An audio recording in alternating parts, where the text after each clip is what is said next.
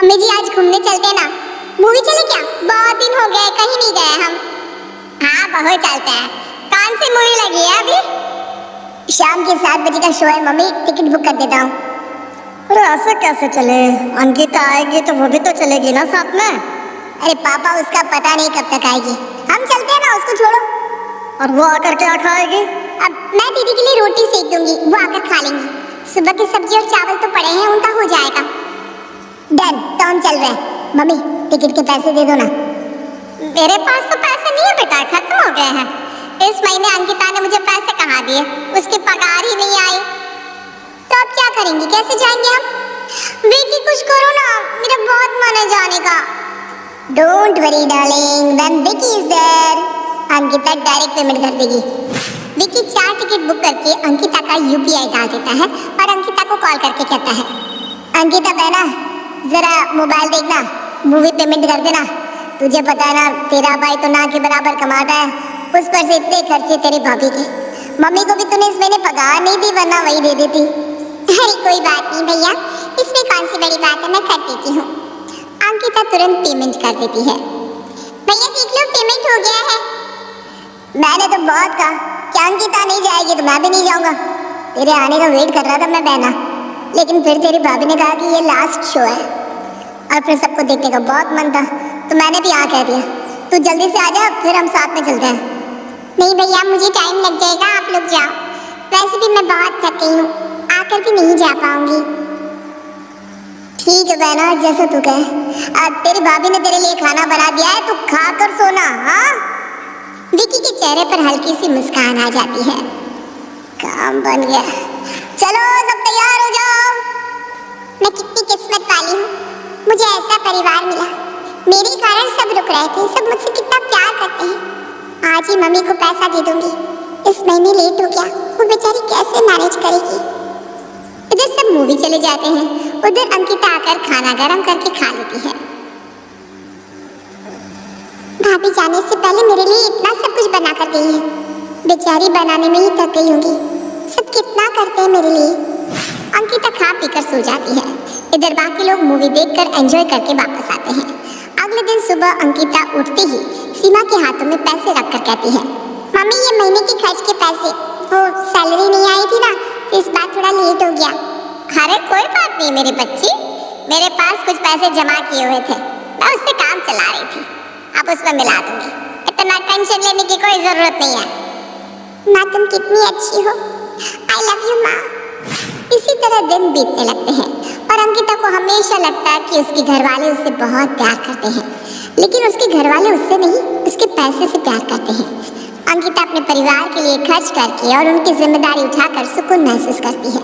एक रोज अंकिता के ऑफिस में उसके साथ काम करने वाली उसकी दोस्त वैष्णवी उससे कहती है, यार चलना गोवा घूम कर आते हैं, बहुत दिनों से कहीं गए नहीं घूमने, काम कर करके ना बोरियत हो गई है। यार गोवा में खर्च बहुत हो जाएगा, इतना मेरा बजट नहीं है। ऊपर से इस महीने सोचा था घर के लिए डाइनिंग टेबल खरीद लूं। अरे यार जब देखो तुम यही करती रहती हो, इसके लिए ये उसके लिए वो, कभी तो अपने बारे में भी तो सोच। कितना थक जाती है तू, काम कर करके बोर नहीं होती क्या? मैं नहीं करूंगी तो कौन करेगा सबका। मेरे घर वाले मेरे लिए कितना कुछ करते हैं, मुझसे कितना प्यार करते हैं। जब वो इतना करते हैं तो मेरा भी तो कोई फर्ज बनता है ना। ओ हेलो, तू कौन सी गलतफहमी में है? कोई तुझसे प्यार यार नहीं करता, सब तेरे पैसे से प्यार करते हैं। ऐसा नहीं है, सब मुझसे बहुत प्यार करते हैं। अरे तू कब समझेगी यार, तुझे लगता है कि सब तुझे प्यार करते हैं, तो तू ना कुछ दिनों के लिए तेरी नौकरी छूट जाने का बहाना कर, फिर देख खुद ही तुझे समझ में आ जाएगा कौन तेरा अपना है और कौन पराया। तुझे लोग प्यार करते हैं या फिर तेरे पैसों से? क्या यार तू भी कैसी कैसी बातें कर रही है, तुझे कुछ हुआ है क्या? मुझे कुछ नहीं हुआ, मैं ठीक हूँ, लेकिन जल्द ही तुझे पता चलेगा कि तेरे अपने कौन है। मैं तो चली, वक्त से किसी की असलियत छुपती नहीं है। वैष्णवी वहां से चली जाती है और अंकिता उसकी बातों को इग्नोर करते हुए कहती है, पागल हो गई है ये लड़की, कुछ भी बोले जा रही है। मेरे घर वाले सब मुझ पर जान देते हैं। शाम को अंकिता भी ऑफिस से घर चली जाती है। सबके साथ खाना पीना खाकर जब वो सोने जाते हैं तो उसके दिमाग में वैष्णवी की बातें घूमने लगती है। एक बार चेक करके देखने में कोई बुराई नहीं है, क्यों ना मैं लीव लेकर जॉब छोड़ने की एक्टिंग करूं। अगले दिन अंकिता सुबह सुबह ऑफिस के लिए निकलती है और 10 दिनों की लीव लेकर घर जल्दी आ जाती है। अंकिता को घर में इतनी जल्दी देखकर सब चौंक जाते हैं और बारी बारी आकर उससे पूछने लगते हैं, दीदी क्या हुआ, कोई बात है क्या, आप इतनी जल्दी आ गई? बेटा क्या हुआ, तू तो हमेशा 7 बजे से पहले कभी नहीं आती। क्या हुआ मेरी रानी बेटी, तू कुछ बोल क्यों नहीं रही, इतनी जल्दी वापस कैसे आ गई? क्या बोलूं मम्मी, मेरी जॉब चली गई है। सीमा अपने माथे पर हाथ रख लेती है। अब क्या होगा, घर कैसे चलेगा? जॉब जाने की बात से सबके चेहरे की रंगत उड़ जाती है। हर्षा अपने कमरे में जाकर तुरंत विकी को कॉल करती है। क्या हुआ, फोन पे फोन करती जा रही हो? क्या हुआ, ये सब तुम्हारी अय्याशी बंद होने वाली है। दीदी जॉब छोड़कर घर आकर बैठ गई है। क्या दिमाग तो ठीक है?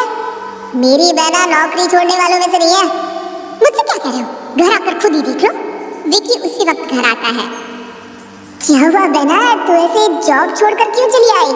मैंने जॉब नहीं छोड़ी, मुझे निकाल दिया गया है। अंकिता उदास होने की एक्टिंग करके अपने कमरे में चली जाती है। अरे मम्मी अब क्या होगा, इसकी नौकरी चली गई। अरे तुम इसे समझाओ ना, अपने बॉस से बात करे, वरना कैसे चलेगा सब। अब तू चुप रह, 2-4 दिन के बाद मैं इससे बात करूंगी। तुझे क्या लगता है मैं इसे इस तरह घर में बैठने दूंगी?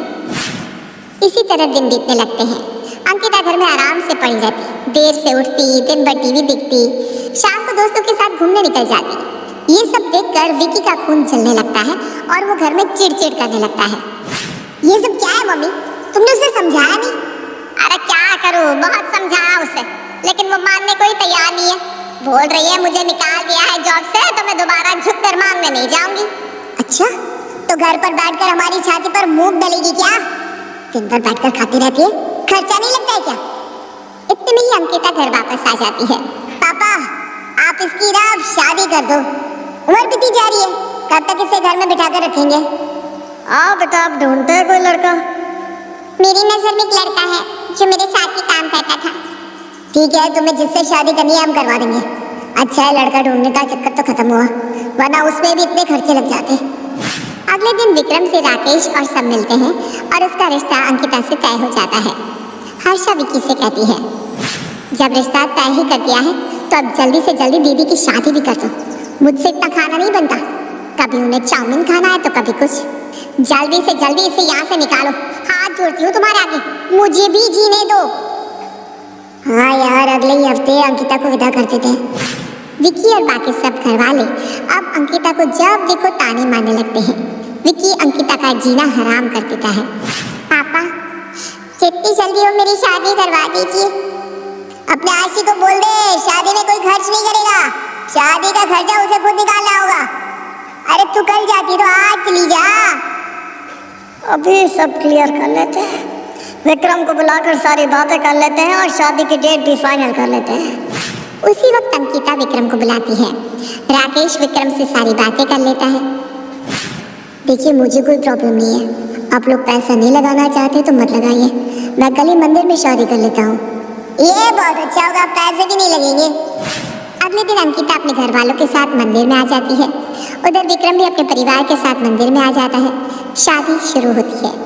फेरे होते ही अंकिता मंडप में आकर कहती है, मेरी जॉब नहीं छूटी, मैं तो नौकरी जाने की एक्टिंग कर रही थी ताकि मेरे अपनों की असलियत मेरे सामने आ सके। आज से मेरा आप लोगों से कोई नाता नहीं। मेरे बुरे वक्त में जो मेरे साथ था उससे ही मेरे पैसे मिलेंगे। आप लोगों को मुझसे नहीं मेरे पैसों से प्यार है और विक्रम को अंकिता से प्यार है। पंडित जी विधि पूरी कीजिए। अंकिता के घर वाले माथे पर हाथ रख लेते हैं।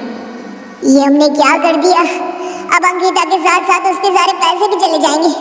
ये सब हर्षा तुम्हारे कारण हुआ। मैंने बोला था कि अंकिता की नौकरी नहीं जा सकती, लेकिन तुम हो कि मेरे कान भरती रही। अब मुझ पर इल्जाम लगा रहे हो। अपनी बहन को देखकर आप ही तो उसे निकालने पर तुल गए थे। कितना खाती है वो। अंकिता के घर वाले एक दूसरे पर इल्जाम लगाने लगते हैं। शादी पूरी हो जाती है और अंकिता कहती है, आप लोग एक दूसरे पर इल्जाम लगाते रहिए, मैं चली ससुराल। अंकिता विक्रम के साथ अपने ससुराल चली जाती है और अगले ही दिन से अपनी नौकरी ज्वाइन कर अपना नया घर बसाती है।